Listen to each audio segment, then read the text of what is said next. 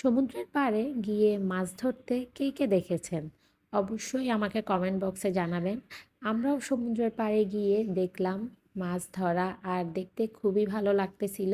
অনেকক্ষণ ধরে প্রায় ৩-৪ ঘন্টা ধরে ওরা জালটা সমুদ্রের মধ্যে ফেলে রেখেছিল। এরপরে কিছুক্ষণ পর পর দেখতেছিলাম যে একটু একটু করে সাইড থেকে টান দিচ্ছে।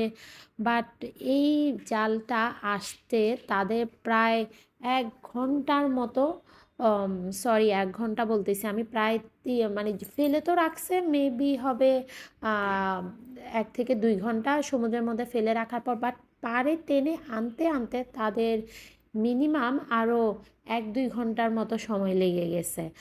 আর পানির এত ঢেউ ছিল, কারণ তখন তো জোয়ারের সময় স্বাভাবিক। আমি চিন্তা করলাম যে সমুদ্র পাড়ের মানুষ এত সাহসী, আর সামান্য একটু পানিতেই মনে হচ্ছে যেন আমরা ডুবে যাই এরকম একটা ভাব। যাক মাশাল্লাহ, ওনাদের অনেক অনেক অনেক সাহস। দেখেন কতজন মিলে জালটাকে টানতেছে। পানির যে এত চাপ, সমুদ্রটাকে না আমার কেন জানি মনে হয় অনেক সময় অনেক সুন্দর লাগে দেখতে, অনেক সুন্দর একটা পরিবেশ। আর মাঝে মাঝে মনে হয় সেটা ভয়ঙ্কর একটা দানব এখনই আসতেছে। তার মানে জোয়ারের তার ঢেউয়ের বেগ দেখে একটা দানবের মতো বিশাল আকৃতির হা করে এখনই খেয়ে ফেলবে, এরকম ভয়ঙ্কর সুন্দর যেটাকে বলে। ভয়ঙ্কর সুন্দরটাই আমার কাছে মনে হয় সমুদ্রের সৌন্দর্য।